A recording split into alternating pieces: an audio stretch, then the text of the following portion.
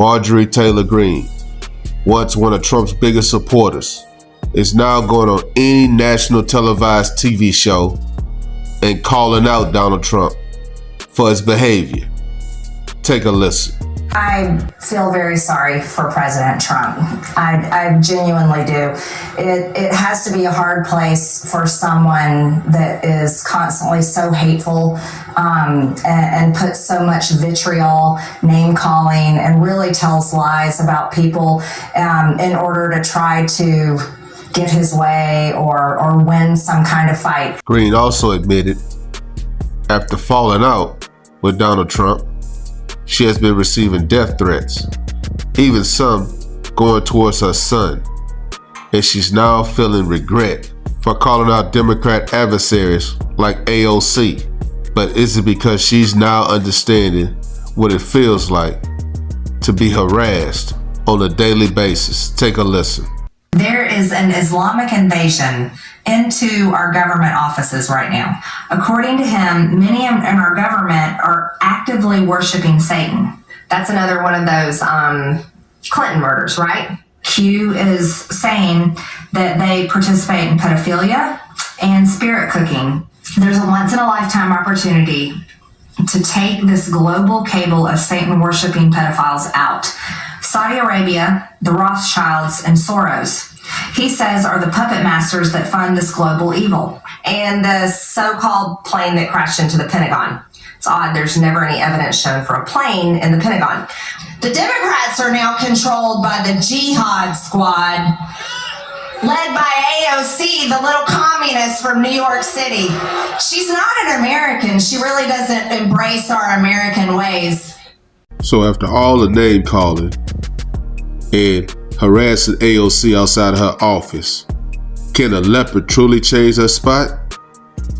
Take a listen to what CNN analysts had to say about Marjorie Taylor Greene. Should we really be taking cues from Marjorie Taylor Greene in this moment? No, I've never been a fan of Marjorie Taylor Greene, but what disturbs me now is the suggestion that somehow rhetoric is responsible for death threats or assassination attempts. I mean, the fact is that nobody blamed Bernie Sanders when Steve Scalise was shot. Blame Bernie well, Sanders. it would be foolish to do that. Shot. And the fact is the extreme rhetoric, which I hate, I'd love to see it toned down, is not the same as the crazies who go out and kill people. So she shouldn't be accusing Trump of being responsible for these death threats. You recognize that Trump himself blamed rhetoric, for example, for Charlie Kirk's assassination. Oh, yeah. He blamed rhetoric and I'm saying that's he blamed rhetoric for his own assassination attempts, even though there's no evidence of a political motivation for the person who attempted to shoot him. So my only point is that now my partner here agrees with me. I know, but I actually agree with you too, because I do think that this whole idea that like words are violence has been taken way too far. But she is experiencing threats because Trump has attacked her. He's not physically attacking her, but he is definitely encouraging his supporters to criticize her. I can tell you, I was on that baseball field, dodging bullets for 8 minutes. Steve Scalise. I don't know what caused that person to go off, but I know that I had a lot of death threats, and my family had a lot of death threats, sometimes after a rally where somebody had mentioned my name in a derogatory way, or which gave somebody license to come to my church and look for me.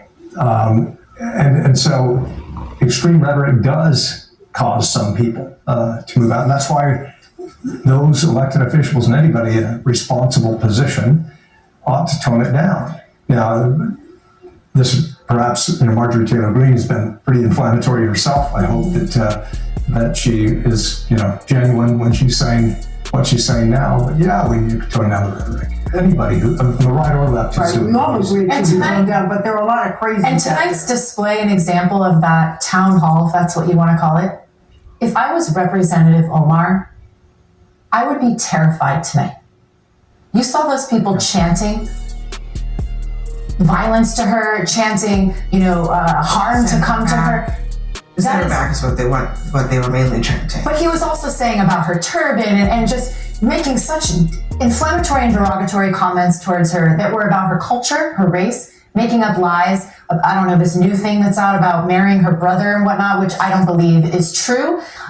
This is crazy talk, and it does lead to inciting violence, and it could lead to death. And yeah, if I was her, I'd be terrified tonight based on what I saw. And unfortunately, I don't wish this on anyone, but Marjorie Taylor Greene now understands what it's like to be on the other side of Donald Trump, what it's like to be criticized publicly, to have death threats called against you and your family, to where it was such an impact in her life that she decided not to run for Congress anymore. Yeah, Come on, guys. I mean, this is serious. She's completely talked about her responsibilities. I wonder if she has considered apologizing to some of the people that she has harassed. And Correct. Well, let's try and learn something from it. Number one, I teach my students, when you put crazy chicken stuff out on social media, CNN will create a reel, which you just did there. Any network would. And so she got fried with that. She said those things, and they're on the record. Don't do crazy chicken stuff. Number two, the cost of free speech is 2.5%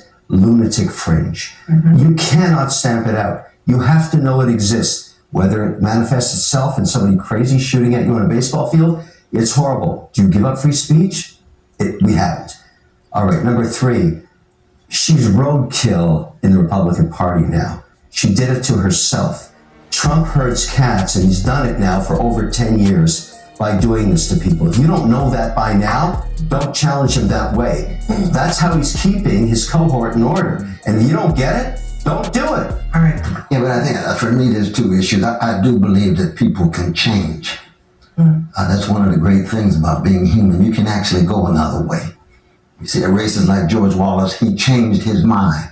He went another way. He went a way of helpfulness and love and justice. He did not for hate. At the end of his life, he done a lot of damage. We'll see whether Sister Marjorie's change is real or not. But in moments like these, we have to raise our voices to be in solidarity with Sister Omar. We have to say that we all are Somalians. Those Somalian brothers and sisters are just as American as I am, and I've been here for 12 generations. 400 years of 244 years of enslavement, barbaric enslavement, then neo-slavery under Jim and Jane Crow. But they're just as American as I am. And we had to just say that. And you're gonna have that 2.5% lunatic fringe. You're right about that. But so what? The question is, what kind of integrity do we bring to the dialogue? Marjorie can become a force for good. When she threatened the Obamas, she was wrong as two left shoes. And I prayed for the Obama, even though I'm critical of Barack and Michelle, but I love them. But I now pray for Omar's family, and I pray for Sister Marjorie's family. They're under threat too. Sure. Absolutely. Do you believe what Dr. West just said about Marjorie Taylor Greene? That she's turned over a new leaf? Or is it that she's feeling guilty because she's been kicked out the Republican Party and now she's looking for sympathy? Let me know what you guys think. Like, comment, subscribe. Follow God, not culture.